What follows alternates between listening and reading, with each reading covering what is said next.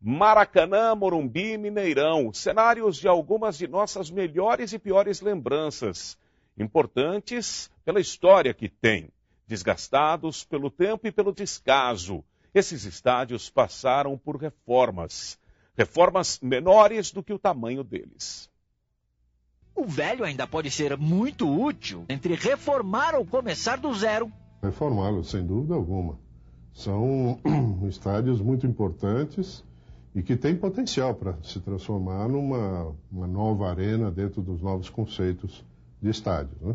A família de arquitetos Castro Melo domina o assunto desde a época em que os conceitos eram outros. O pai de Eduardo, Ícaro, projetou, entre outras obras, o ginásio do Ibirapuera. Trabalhando com o filho Vicente, Eduardo está mergulhado em 2 projetos para a Copa de 2014. A reforma do Mané Garrincha em Brasília deve começar a sair da planta já no começo do ano que vem. E a do Maracanã ainda depende da finalização dos estudos econômicos.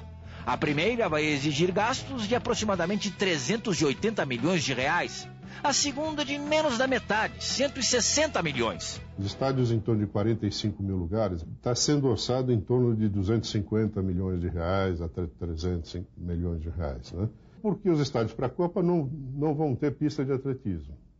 Então a área do estádio já é menor. O padrão brasileiro não deve ser igual ao das arenas europeias. Estádios como alguns que vimos na Copa da Alemanha, ou como o novo Wembley em Londres, estão a quilômetros de distância da nossa realidade. Precisamos de outro tipo de projeto. Um projeto tropicalizado, né? Não adianta nós queremos pegar um Allianz Arena, por exemplo, que foi feito lá em Munique, e simplesmente implantarmos ele aqui no Brasil, na Bahia, por exemplo, porque não tem nada a ver. O clima é outro, o povo é outro. Não significa que os estádios serão menos bonitos.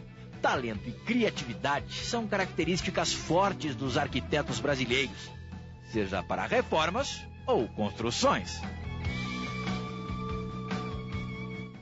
Esse é um aspecto fundamental. Primeiro, o arquiteto Eduardo Castro Melo defende as reformas, sempre que possível, e não a construção a partir do zero, porque pode sair muito mais barato, é evidente. E segundo, os estádios têm que ser feitos dentro de uma realidade brasileira. Um estádio para 40, 50 mil pessoas, ele pode ser funcional, moderno, confortável, sem ser suntuoso, sem ser espetacular.